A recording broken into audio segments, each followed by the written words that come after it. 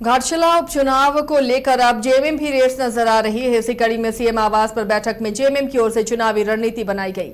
मंत्रियों और विधायकों संग सीएम हेमंत सोरेन ने मंथन किया है। सीएम के साथ इस बैठक में कोल्हान के सभी विधायकों की भी मौजूदगी रही। बैठक से निकले नेताओं ने घाटशिला चुनाव में जीत का दावा किया है। बिहार विधानसभा चुनाव को लेकर हजारीबाग पुलिस भी पूरी तरह अलर्ट मोड में है। झारखंड बिहार की सीमा पर स्थित चौपारण चोरदाहा चेक पोस्ट पर सुरक्षा व्यवस्था कड़ी कर दी गई है। हजारीबाग पुलिस की देखरेख में मजिस्ट्रेट की मौजूदगी में वाहनों की गहन जांच की जा रही है। आने जाने वाले लोगों से पूछताछ की जा रही है ताकि संदिग्ध गतिविधियों पर रोक लगाई जा सके। हजारीबाग के एसपी अंजनी अंजन ने बताया कि पड़ोसी राज्य बिहार के सीमावर्ती जिला गया पुलिस के साथ विशेष बैठक की गई है। चौपारण में 24 घंटे निगरानी जारी है और सीसीटीवी कैमरों से गतिविधियों पर नजर रखी जा रही है। एसपी ने बताया कि जांच के दौरान एक सप्ताह में करीब 16.5 लाख रुपए नकद और विदेशी शराब की बड़ी खेप जब्त की गई है। उन्होंने बताया कि बिहार विधानसभा चुनाव के मद्देनजर सुरक्षा एजेंसियां सतर्क हैं और अगर सीमावर्ती क्षेत्रों में हजारीबाग पुलिस की सहायता की जरूरत पड़ी तो जिला पुलिस पूरी तरह से तैयार है। प्रशासन का सख्त रवैया फिलहाल सकारात्मक परिणाम दिखा रहा है। झारखंड हाईकोर्ट में राज्य सरकार द्वारा कोर्ट फीस में बढ़ोतरी को चुनौती देने वाली जनहित याचिका पर सुनवाई हुई। झारखंड स्टेट बार काउंसिल के अध्यक्ष राजेंद्र कृष्ण ने बताया कि न्यायालयों में मामलों की संख्या बढ़ने के बावजूद राज्य सरकार के राजस्व में भारी गिरावट देखी जा रही है। राज्य सरकार ने कोर्ट को काउंटर एफिडेविट में जानकारी दी कि 2011-12 में लगभग 97 करोड़ रुपए का राजस्व प्राप्त हुआ था, जो 2020-21 में घटकर अब सिर्फ 10 करोड़ रुपए रह गया है। वहीं इसी 15 साल की अवधि में न्यायालयों में केसों की संख्या 4 गुना बढ़ चुकी है। बार काउंसिल ने सवाल उठाया कि इतने केस बढ़ने के बावजूद राजस्व में भारी गिरावट कैसे संभव है। उन्होंने कहा कि अगर सरकार द्वारा दी गई जानकारी सही है तो इसकी जांच होनी चाहिए। गढ़वा जिले के रंका प्रखंड के झारखंड शिक्षा परियोजना परिषद रांची के वोकेशनल डिपार्टमेंट के तत्वावधान में रंका हाई स्कूल के प्रांगण में एक दिवसीय वोकेशनल एजुकेशन कंपटीशन का आयोजन किया गया। इस प्रतियोगिता का संचालन विद्यालय के विज्ञान शिक्षक अमित कुमार गुप्ता की देखरेख में किया गया। कार्यक्रम का मुख्य उद्देश्य विद्यार्थियों में व्यावसायिक शिक्षा के प्रति जागरूकता बढ़ाना और उनके कौशल का विकास करना था। प्रतियोगिता का आयोजन विद्यालय के वोकेशनल विषयों के शिक्षक ब्रिज बिहारी गुप्ता और मुरारी चौधरी ने संयुक्त रूप से किया। दोनों शिक्षकों ने छात्रों को प्रायोगिक शिक्षा के महत्व पर बल देते हुए बताया कि व्यावसायिक शिक्षा आज के युग में आत्मनिर्भरता और रोजगार सृजन का मजबूत माध्यम है। मौके पर लगाए गए प्रदर्शनी में विद्यार्थियों ने अपने रचनात्मक और वैज्ञानिक कौशल का शानदार प्रदर्शन किया। छात्रों ने missile, Chandrayaan, day night computer model, smart city, laptop, पाक विज्ञान जैसे अन्य विषयों पर मॉडल पेश किए। धनबाद के चर्चित कोयला व्यवसायी कैलाश अग्रवाल के घर पर जीएसटी की टीम ने छापेमारी की। धनबाद के धैया से जगदम्बा आवास में सुबह से ये छापेमारी जारी है। व्यवसायी की बरवाडा और गोविंदपुर में हार्डकोक भट्टा है। सूत्रों के अनुसार जीएसटी चोरी मामले में टीम जांच कर रही है। जांच में कई कागजात जब्त किए गए जाने की सूचना है।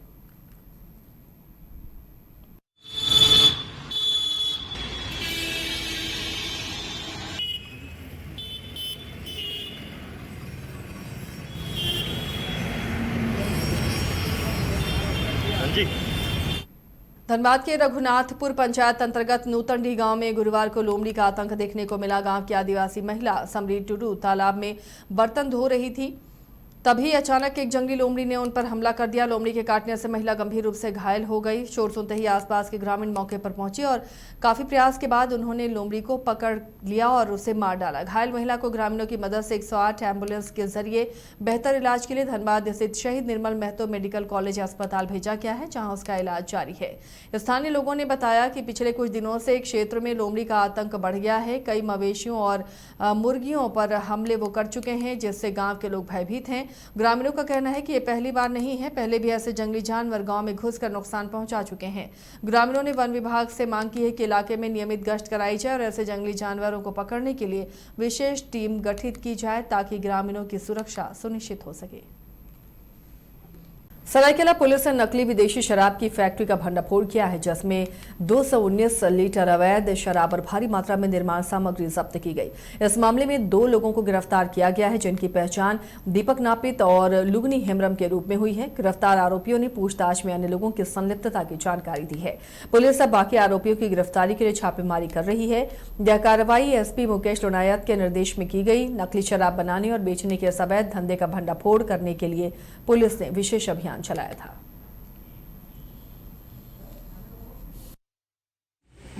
सारठ से बड़ी खबर सामने आई है। यहां बिजली विभाग के सहायक अभियंता पर मनमानी का आरोप लगा है। ग्रामीणों का कहना है कि अभियंता आम लोगों पर अवैध बिजली कनेक्शन का आरोप लगाकर एफआईआर दर्ज कर रहे हैं और मनमाने ढंग से फाइन वसूल रहे हैं। केंदुआ टाड़ के मजदूर रंजीत यादव पर 19,564 रुपए का फाइन लगाया गया, जबकि उनके घर में बिजली जलती ही नहीं। इसे लेकर ग्रामीणों, पंचायत प्रतिनिधियों और जिला परिषद सदस्य ने उच्च अधिकारियों से न्याय की गुहार लगाई है। धनबाद में गया पुल चौड़ीकरण, क्षतिग्रस्त बरमसिया पुल का निर्माण सहित कई रेलवे ओवरब्रिज और अंडरपास को लेकर धनबाद सांसद ढुलू महतो डीआरएम अखिलेश मिश्रा से उनके कार्यालय में वार्ता करने पहुंचे। वार्ता के बाद सांसद ढुलू महतो ने मीडिया से बात करते हुए कहा कि पुल चौड़ीकरण कार्य होगा, जिसकी सारी प्रक्रिया पूरी कर ली गई है। जल्द ही कार्य शुरू हो, इसे लेकर बात हुई है। साथ ही बरमसिया पुल का निर्माण, Dhansar, Govindpur rail overbridge, Sonardih overbridge, Bhuli में अंडरपास समेत कई विकास कार्य को लेकर बातचीत हुई। उन्होंने कहा कि धनबाद लोकसभा क्षेत्र को बाहर विकास कार्य प्रभावित नहीं होगा इसके निर्माण कार्य से। वहीं डीआरएम अखिलेश मिश्रा ने कहा कि पुल चौड़ीकरण और बरमसिया पुल निर्माण को लेकर सांसद जी से बात हुई है और रेलवे और आरसीडी की बात हुई है। जल्दी काम शुरू होगा। बिहार विधानसभा चुनाव को लेकर सीमा पर सख्त चतरा पुलिस को अवैध मादक पदार्थों की तस्करी के खिलाफ बड़ी सफलता हाथ लगी है। पुलिस अधीक्षक सुमित अग्रवाल को मिली गुप्त सूचना के आधार पर हंटरगंज पुलिस ने गोसाइडी चेक पोस्ट के पास 1 किलो 90 ग्राम अवैध अफीम के साथ 2 तस्करों को गिरफ्तार किया है। सूचना मिली थी कि 2 संदिग्ध व्यक्ति मोटरसाइकिल से अवैध मादक पदार्थ लेकर बिहार की ओर आ रहे हैं। इस पर एसडीपीओ के मार्गदर्शन में बीडीओ की मौजूदगी में हंटरगंज थाना प्रभारी प्रभात सिंह ने कार्रवाई करते हुए गोसाइडी चेक पोस्ट पर नाकेबंदी कर दी। बताया जा रहा है कि वाहन चेकिंग के दौरान एक मोटरसाइकिल पर सवार 2 व्यक्तियों को रोका गया। गिरफ्तार अभियुक्तों की पहचान परमेश्वर कुमार और राजकुमार के रूप में की गई है।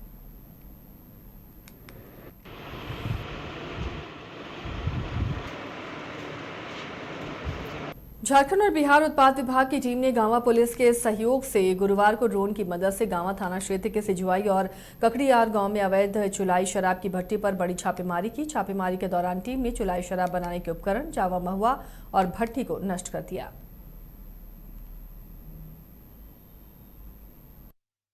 पाकुड़ पुलिस ने बड़ी कार्रवाई करते हुए नाबालिग से दुष्कर्म के एक आरोपी को गिरफ्तार कर लिया है। गिरफ्तारी साहिबगंज जिले के रंगा थाना क्षेत्र से की गई है। दरअसल 9 अक्टूबर को पाकुड़ जिले के सिमलोंग ओपी क्षेत्र में नाबालिग के साथ हथियार के बल पर दुष्कर्म किया गया था, जिसके बाद मामले को गंभीरता से लेते हुए एसपी ने एसडीपीओ के नेतृत्व में विशेष टीम का गठन किया। गठित टीम ने लगातार छापेमारी करते हुए आरोपी को गिरफ्तार कर लिया। आरोपी सिमलोंग ओपी क्षेत्र का रहने वाला है। जमशेदपुर में भाजपा के कार्यकारी प्रदेश अध्यक्ष और राज्यसभा सांसद आदित्य साहू ने हेमंत की सरकार पर जमकर हमला बोला। उन्होंने कहा कि झारखंड मुक्ति मोर्चा झूठ और फरेब की सरकार है, वो भ्रष्टाचार में डूबी हुई है, लोगों को धोखा दे रही है। ऐसी सरकार को भाजपा सबक सिखाएगी। उन्होंने कहा कि झारखंड सरकार ने चुनाव के समय ये वादा किया था कि पिछड़े वर्ग को 27% आरक्षण देगी, लेकिन कैबिनेट की मीटिंग में पिछड़े वर्ग को 14% आरक्षण देने की बात कह रही है।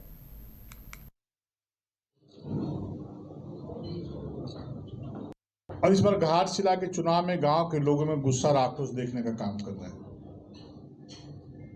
2014 से 19 के बीच में चलने वाली भारतीय जनता पार्टी की सरकार और 2014 से 2025 तक जो अब तक देश के यशस्वी प्रधानमंत्री, देश के 140 करोड़ घरों के साथ साथ घाटशिला के एक घर के दरवाजे तक विभिन्न प्रकार की कल्याणकारी योजनाओं के माध्यम से दस्तक देने का काम किया है।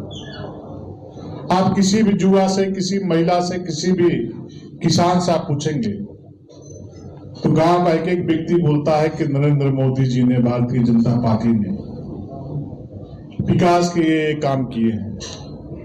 और गांव के किसी भी आदमी से आप पूछेंगे कि कांग्रेस से समर्थन से चलने वाली झारखंड मुक्ति मोर्चा की सरकार आपके लिए क्या किया है, तो मैं दावे के साथ कहता हूं, गांव के लोग बोलते हैं कि 6 साल में 2 काम भी गांव के लोग नहीं बतला पाएंगे कि झारखंड मुक्ति मोर्चा की सरकार, कांग्रेस की सरकार किसी गांव के लिए काम किया है।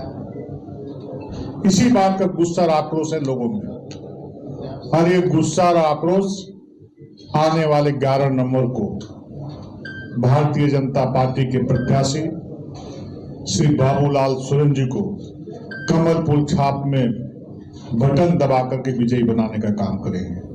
और गांव का मैं कल जादूगुड़ा गया था, मैं देखा कि घाटशिला से जब चला तो चौड़ी चौड़ी सड़कें बनी हुई दिखी, चिकनी सड़कें। धनबाद के बाबूडी स्थित मॉडल आंगनबाड़ी केंद्र का उद्घाटन धनबाद सांसद ढुलू महतो ने किया। इस अवसर पर बड़ी संख्या में स्थानीय ग्रामीण आंगनबाड़ी सेविकाएं, सहायिकाएं और समाज कल्याण विभाग के पदाधिकारी मौजूद रहे। कार्यक्रम के दौरान सांसद ढुलू महतो ने कहा कि आंगनबाड़ी केंद्र बच्चों के भविष्य की पहली पाठशाला है। सरकार लगातार बच्चों के शैक्षणिक और मानसिक विकास के लिए आधुनिक सुविधाएं उपलब्ध करा रही है। मॉडल आंगनबाड़ी केंद्र इसका बेहतरीन उदाहरण है। धनबाद के जिला समाज कल्याण पदाधिकारी स्नेहा कश्यप ने कहा कि जिले में 25 मॉडल आंगनबाड़ी केंद्र बनकर तैयार हैं। इन केंद्रों में बच्चों के लिए पठन पाठन की उत्कृष्ट व्यवस्था के साथ साथ खेल खेल में सीखने की व्यवस्था भी की गई है।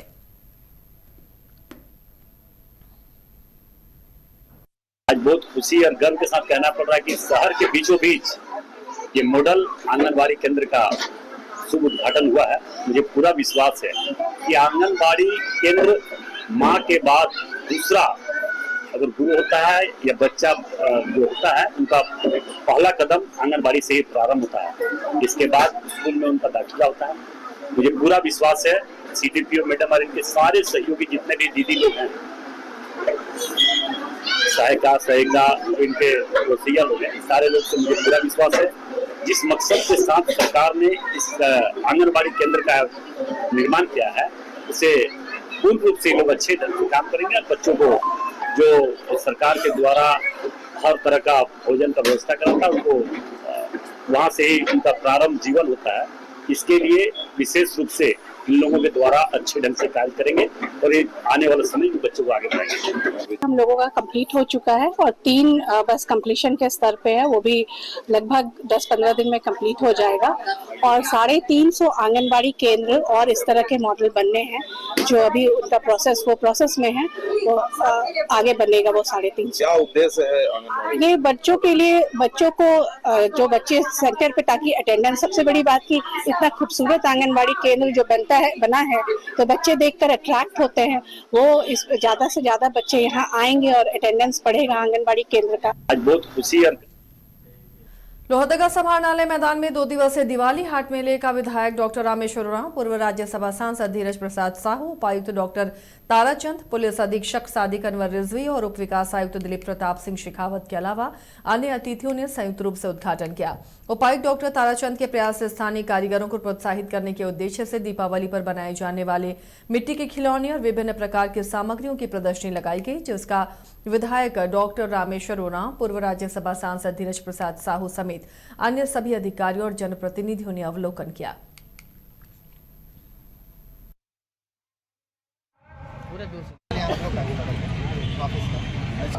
हम भी घुमाए हुए हैं, मेरे बरामदे में गांव क्या राय देंगे हम, जो राय दिए थे वो तो हम अपने वक्तव्य में दिए, अपने भाषण में दिए।